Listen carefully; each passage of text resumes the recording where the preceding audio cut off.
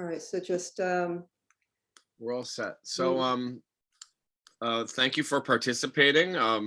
We have agreed that I'll send you a release and you'll send that back to us so that we can use your content. But now the rest of the time is yours. So please tell me, Audie Moran, where your Pyrmont memories start. okay, I am going to start by a brief introduction of myself. I am Audie Moran. I am a former Pyrmont Village trustee. I served on the Pyrmont Village Board for 5 terms from 2002 through 2013, just shy of 11 years. The odd extra time was because we changed our village elections from April to November, which added another 9 months onto my term. Previous to serving on the village board, I was on the Pyrmont Planning Board as an alternate for 2 years, and also on the Pyrmont Citizens Advisory Committee for 2 years.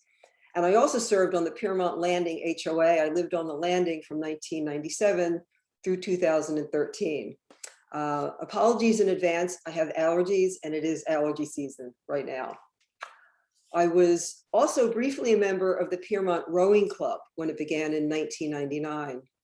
I was out a few times and it was beautiful being out on the Hudson, but I was on a scull that ended up flipping upside down and it dunked all of us into the Hudson. And that was the last time I was out on the water.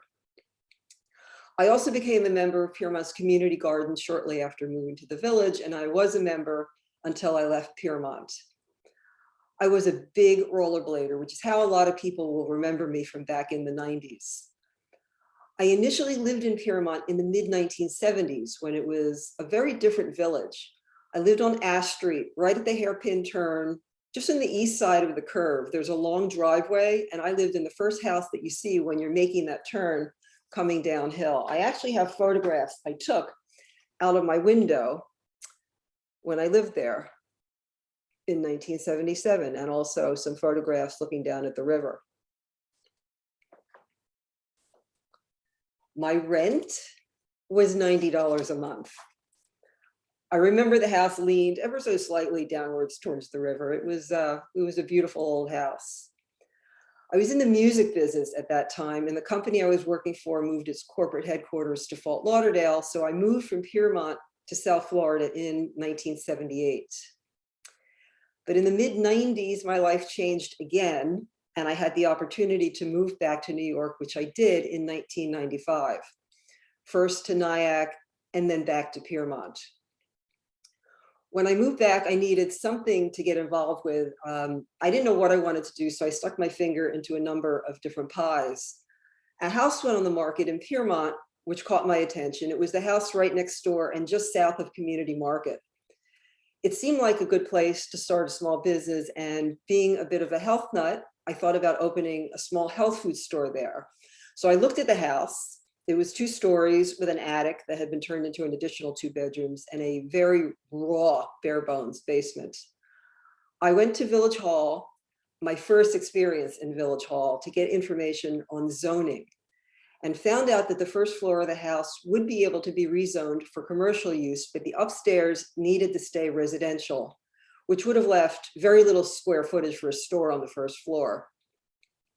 Additionally, they told me I would not have been allowed to have anyone park on Main Street. I would have had to make the back part of the property into a parking lot for the store. That's the area just off Chigglesby. I also found out that the property the house physically stood on did not entirely belong to the homeowner. About half the property extending off of Main Street and going under about half the house belongs to the village. And apparently that whole stretch of Main Street, about half the land going under all those buildings on the east side of the street, the village owns that land.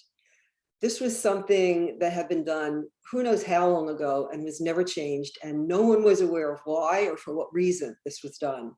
So the thought of not fully owning the property that the house sat on, having to pave a parking lot in the back for customers, only having the first floor available for retail, and I had already spoken with 2 brothers who owned a nearby health food store who had expressed interest in possibly co-owning the store with me. I decided it wasn't something I wanted to get involved with. But the thing that caught my interest most was the deserted train station on Ash Street. This was in 1998. I started looking into the possibility of purchasing the station and renovating it.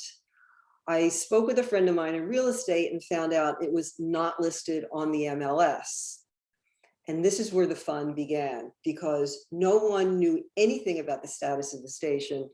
Everyone knew that the owner, Tom Kelly, had passed away. This was on February 26, 1996. At the time of Tom's passing, the property was appraised at $95,500, and the property taxes were $2,232.09. I have a copy of that appraisal. Tom Kelly passed with no family, no heirs, and no will. And no one knew who was responsible for anything. My quest to find out any information brought me into many people's lives and homes in the village. And because I spent my days rollerblading so much at the time, I was able to meet and talk to a lot of people. I found out that someone was paying the property taxes on the station. This was beginning in 1998. Unfortunately, the village had no record of who was making those payments. I checked with Orangetown as well and found out the same information, that someone was paying property taxes, but they kept no record of those payments either. I met Howard and Ruth Bronner. They lived right next door to Community Market on the north side. Excuse me. They invited me into their home and they shared many stories with me about both Belle and Tom Kelly. Ruth told me that years and years earlier, she and Belle, who were friends, had gone shopping for bedroom furniture together, and they both bought pieces of the same bedroom sets. They also gave me a copy of an audio interview with Tom that they gave to me. They wanted me to have it because they saw my interest in the station and the research I was doing. It was on a cassette and I had it transferred onto a CD. It's about a half-hour interview with Tom by a British gal. She does not identify herself or who she worked for, but Tom gave quite a bit of historical detail about his life in Pyrmont, growing up in the village, and the history of the factories and the bars, and who lived in the village at the time when he was growing up. He was talking about brawling in the streets, which he emphasized. He talked about all the bars on Main Street. He said he was born upstairs in the station in 1916, that his dad passed away in 1920. A lot of detailed information. I gave a copy of this CD interview to the Historical Society years ago and suggested the possibility of playing the interview in the station on days that there were events. I also had transcribed that interview and I gave them a copy of that as well. I also met with and talked with another old timer named George Lynch, who sat me down in the coffee house one day and gave me other historical information about the village. He showed me a lot of photographs from his personal collection, most of which I'd never seen before or have seen since. He told me as a young child, he would go into the mine hole. He explained in detail how there was an underground path that ran under South Pyrmont Avenue heading towards Spark Hill, and that it twisted around to an area and then opened up to a bigger area where there was a small pond where he used to play as a child. He painted a really beautiful visual of how that looked. He also told me that the location where Pyrmont's current village hall is located used to be a church. The church was torn down in the 1930s and replaced by the existing village hall, which was dedicated in 1938. He said that next door to the church, where Sidewalk Bistro is located, was a funeral home. And behind the church was a cemetery with headstones. He said when the church was torn down, the locals came and took the headstones and put them in front of their homes and used them as sidewalks, because there were areas of the village with no sidewalks at that time. So the location of the plots were lost, but the cemetery was never moved and is still located behind Village Hall. In 1999, when I joined the Pyrmont Citizens Advisory Committee, I took on the project within that group of researching the train station, which I was already actively involved in. And as part of the PCAC, I presented formally before the village board the work I had done, presenting them with all the information I'd accumulated, and suggested the possibility of the village purchasing the station. No one on the board had paid attention before I made this presentation. Over time, I learned that the village judge had been Tom Kelly's personal attorney, and he basically held the keys to the castle. So if the village was going to entertain the possibility of purchasing the station, it would have had to go through this attorney. A friend of the judge, it turns out, is who was paying the property taxes on the station. And as law states, anyone paying the property taxes on a deserted property for 7 years, by default, ownership of that property will be transferred to that person. As an aside, the taxes had been paid on the property for 6 years before the village actually took ownership in 2003. The village almost lost it. So this is why the property was never put up for sale on the MLS. And the money being paid in taxes was actually being given to this person by another village resident. It was tangled and convoluted, and none of them were happy when I found out this information and I made it public. So here's some dates when some things happened.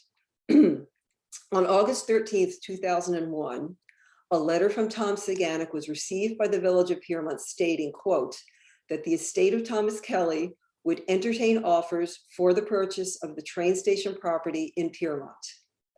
A month later, on October 14th, 2001, the village had the property professionally appraised.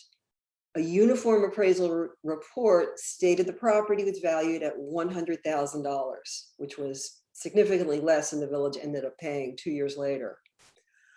The village responded back to the attorney indicating interest in the purchase of the train station, but the attorney failed to respond back to the village. I was voted into and sworn into office in the spring of 2002, which allowed me to formally run with the project on behalf of the village. I met Ellen Jaffe, who was fabulous. She helped me enormously by introducing me to Rockland County Finance Director, Chris Koff, who ended up being a key player in the game. Wally Sebastian, the Pyrmont village attorney, again asked the attorney to make an official offer to the village, which never happened. Chris Koff, said the attorney, and I quote, was moving uphill like molasses. So in July of 2002, Chris was officially appointed administrator of the estate of Thomas F. Kelly. Chris took full control and moved all the paperwork into the hands of the county. He said that the property would be offered for sale, and if someone made an offer higher than the village of Pyrmont, then he would be obligated to sell the property to that person. By law, Chris said the property would have to be listed on the MLS. If sold, the state of New York would get the proceeds from the sale and keep the funds for 6 years on the off chance an heir were to appear.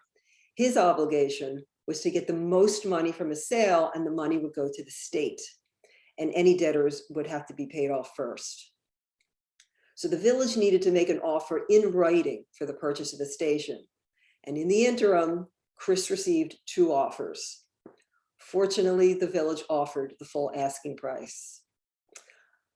September 19th, 2002, Thomas Saganek, the attorney representing Tom Kelly and his estate, offered the building for sale for $165,000 and an additional $1,000 for the contents. 1 week later, on September 26, 2002, Pyrmont Village Attorney Wally Sebastian contacted Tom Saganek, accepting the offer to purchase the property for $166,000. On October 16, 2002, the Pyrmont Village Attorney contacted Tom Saganek, indicating a resolution had been passed by the Pyrmont Village Board to purchase the property and requested a contract of sale be forwarded to his office.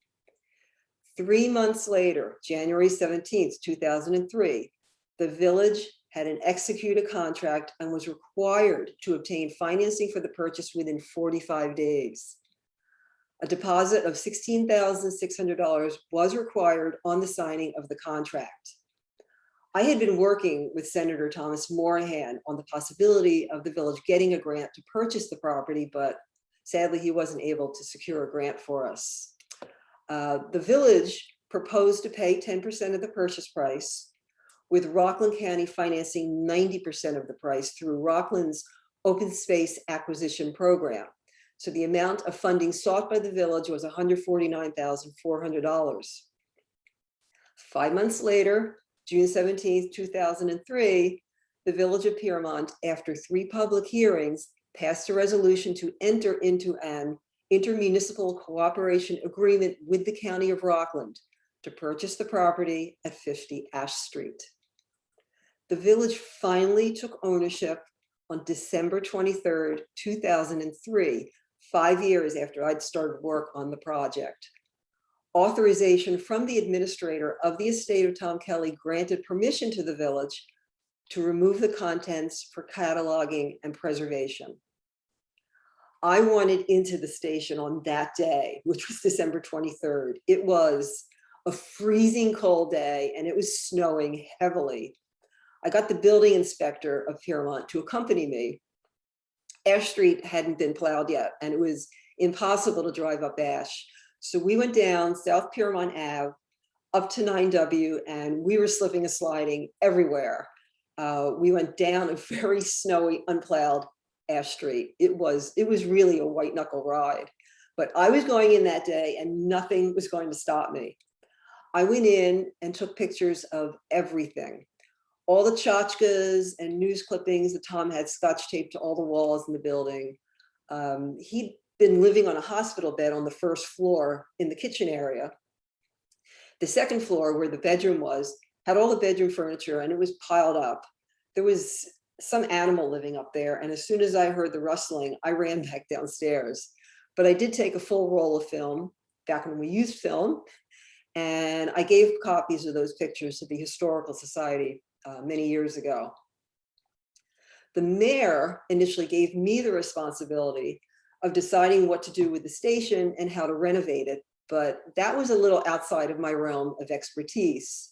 So that's when we decided to create the Pyrmont Historical Society, which was charged with the responsibility of deciding how to renovate and what to do with the station. I was initially the village liaison to the Historical Society. And at the time, I was also liaison to a newly formed Green Committee. And also I was a liaison to the town of Orangetown. So here's some additional information on a few different things. Chris Koff gave me information from Rockland County files that conflicts with some village lore.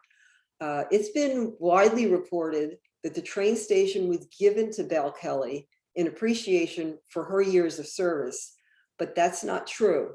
County records show that she actually purchased the station on February 12th, 1971 for $500 and paid a 55-cent transfer fee to the county. The property was listed as 0.294 acres. Belle Kelly transferred ownership to her son, Tom Kelly, on February 19th, 1975.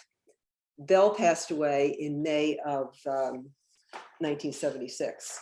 This is a copy of her obituary, which was in the local newspaper. It's dated May 21st, 1976.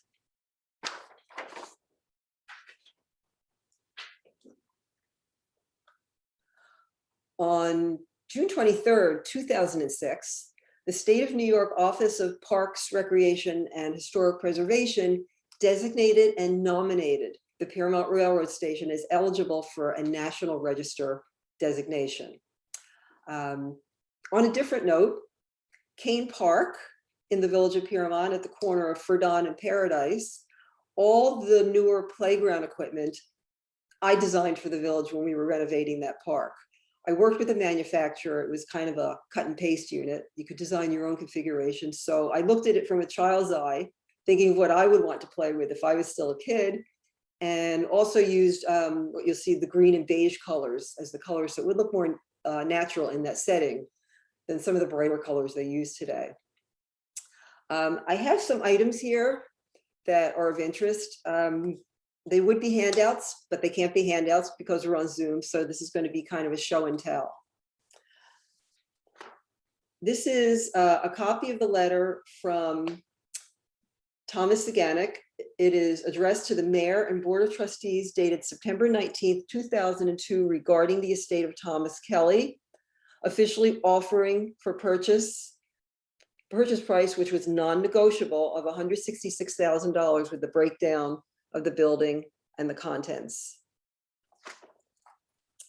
And this is the actual contract of sale that was received by the village. This is dated January 21st, 2003. These are all copies, and I know these copies are available in Village Hall as well.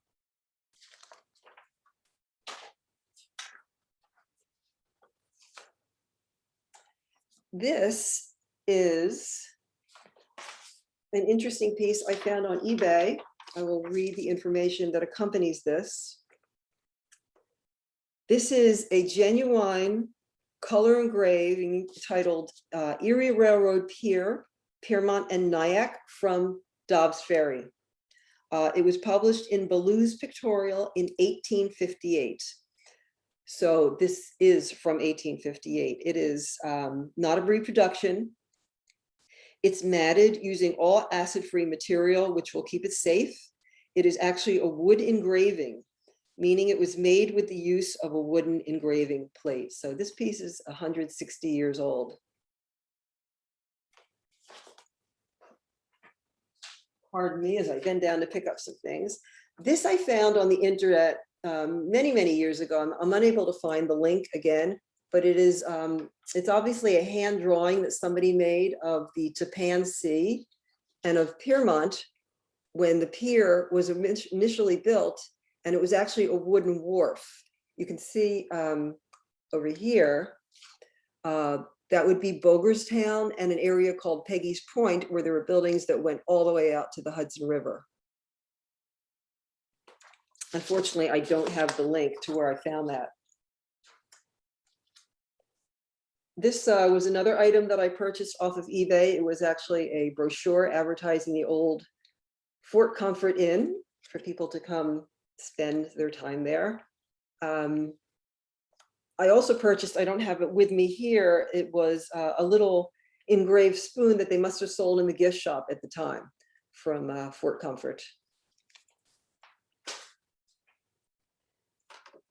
This is an old black and white photograph of the Gare factory. The copy on the back says, I'll try and center this. The processing over, here's what the finished paperboard product looks like in the huge machine which manufactures it. The photograph is dated March 24th, 1933.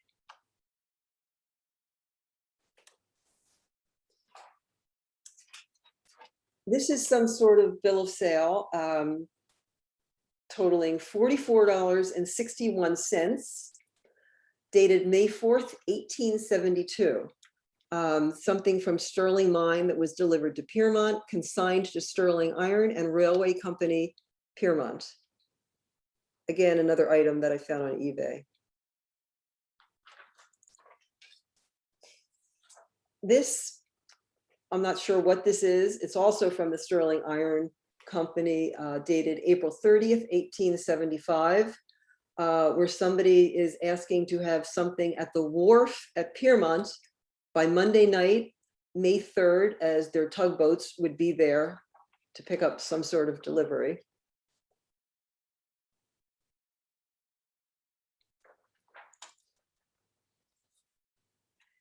This is an undated map showing the southern end of Rockland, including Pyrmont, Tappan, and Orangeburg in the northern part of New Jersey. And we were part of the Tarrytown Quadrangle.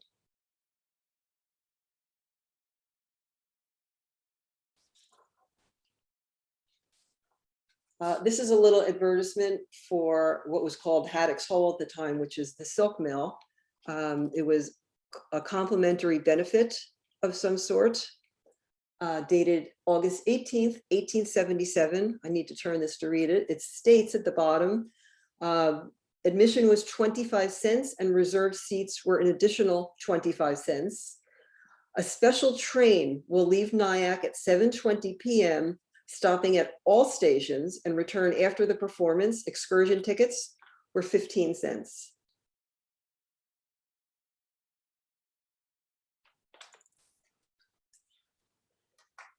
This is a Xerox copy of a photograph of Route 9W, just before the viaduct. There appears to be a deserted building there. And I'm not sure what this is here, whether that's an outhouse or what, but interesting to see this. Again, I don't know the date of this photograph.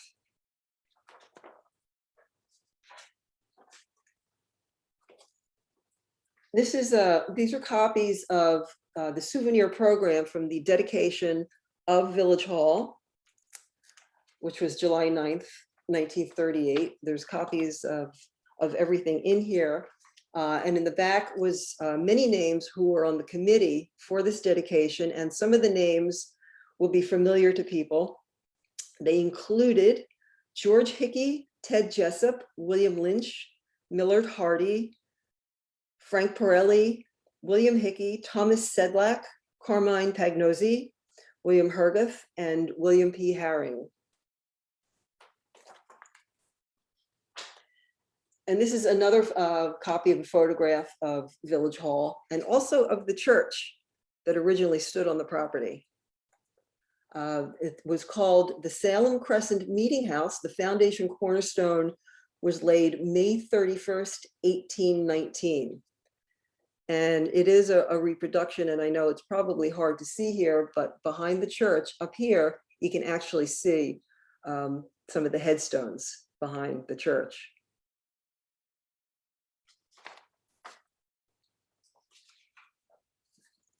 This is a copy of a letter that I grabbed online. It was actually up for auction at an auction house many years ago. It is a handwritten letter by Eleazar Lord. It is dated Pyrmont, July 8th, 1862. I will read part of the letter, which states, "My dear sir, I beg to introduce to your acquaintance William H. Whittow, my son-in-law of several years, resident at Nashville, Tennessee. But since the outbreak of," and I can't read the writing after that, and then it states something, "exile for loyalty and care, permit me to bespeak for him your kind regards, and as an honorable and upright man, to commend him to your confidence. With great cherished respect, I am your obedient servant, Eleazar Lord."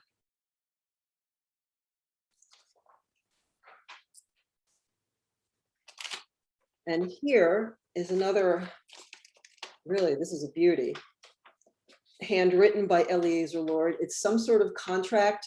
It's not clear what it's for, but I will read in part.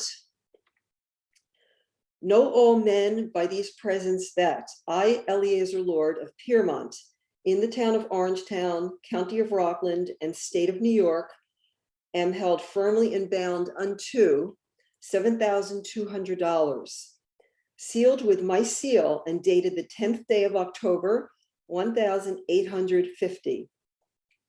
The condition of the above obligation is such that if the above bounden, Eleazar Lord, his heirs, executors, or administrators shall well and truly pay or cause to be paid unto the above named," I believe the name is Edward Belknap, "his executors, administrators, or afsigns, the just and full sum of $3,600 lawful money, on or before the 10th day of October, which will be in the year 1853, and interest therein at the rate of 7% per annum, yearly on the 10th day of October in each and every year.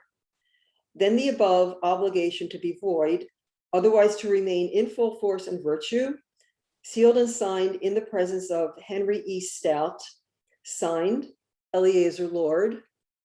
At the very bottom, there are vertical lines going through his signature and a seal that has since fallen off. I never purchased it with the seal.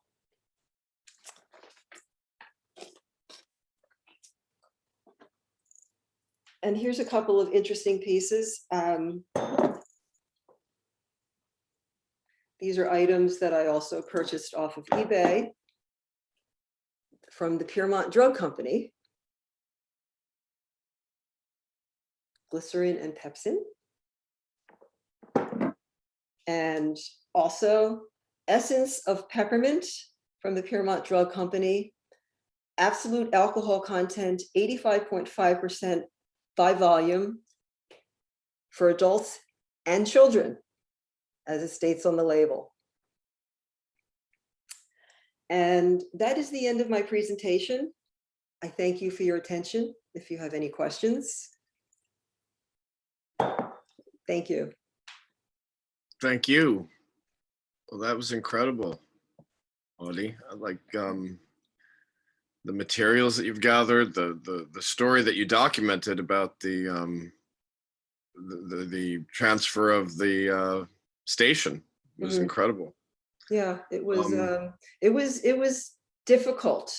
The attorney did everything he could to keep me away from the information because he wanted his friend to purchase the station. And it was really up until the 11th hour. And if it wasn't for Chris Koff, the village never would have purchased the station. So I'd love to have, I think we should include that Tom Kelly tape in this collection, if we have it. I have copies here that I can easily send. Yeah. So we'll see if obviously we can just grab one from the Historical Society, but it'd be great to include. And if they don't have it, I'll send you another one. It's no problem.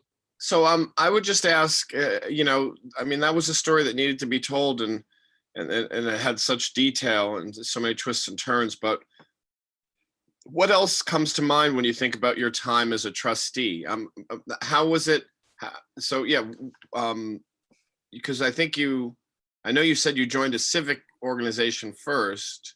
How many terms were you in village government, and what would be what was the toughest thing that you had to work on as an elected official? Well, I'm trying to remember the first part of that question. I was initially part of the planning board, getting my feet wet. And then when I was part of the Pyrmont Citizens Advisory Committee, I got more involved with more village-oriented things. And I had never planned on running for public office, but the mayor at the time asked me to run. And I was running against two incumbents, so I was told to absolutely to expect to lose, and ended up getting more votes than the two of them, which surprised all of us. But people, saw my dedication and my interest in the village. And even though I had not been a longtime resident, I wanted to give back. And that was how I felt. I just loved the village so much. I felt like it was volunteer work to work on behalf of the village. There was never anything that was particularly hard. I mean, a couple of times a year, there would be people coming to Village Hall yelling about their property taxes, or some other event that the village would, wrap their arms around and, want to have their point of view, in front of the village board. So, we got, rotten tomatoes thrown at us from time to time. But there was never anything that I would say was particularly difficult. Flooding was a big deal. Working with engineers to get that fixed was on their shoulders, but it was a difficult problem, and it was resolved as well as they could possibly resolve it. And again, the biggest thing there was always property taxes, but as you know, that's not a simple thing because there's also school taxes and then there's town taxes, and they're all separate. And very often a group of villagers will come forward and say, oh, if we abolish the Pyrmont Village Board or we merge with Orangetown, then our taxes will go down. And we had undertaken that task to see what the services would actually cost the village if the village merged with Orangetown. And of course, Orangetown was not about to give it to us for free. So there would be more things added to our tax line with Orangetown, and found that there honestly wouldn't have been savings. Talk went on endlessly about merging with Orangetown Police Department, but being able to reach out and touch your own police department that can be at your house within a minute, and if we merge with Orangetown, there would not have been a savings. It would have actually ended up costing the village the same amount of money. And it could have taken 10, 15 minutes for a police officer to get to your house. It's a different kind of feeling, you know, and I know living in a village as you do in Nyack, you understand, because you actually did lose your police department many years ago. It's different. There's something, it's almost a loving arms around your feeling, kind of feeling, to have all the services right there. And it's one of the beautiful things about being in the village of Pyrmont is that it's self-contained, and everybody there takes care of each other. And property taxes will always be high in that area, and there would not have been a savings had there been a merging. And I'm sure it's talked about from time to time with new village boards, as new people move into the villages, there's new people on the board.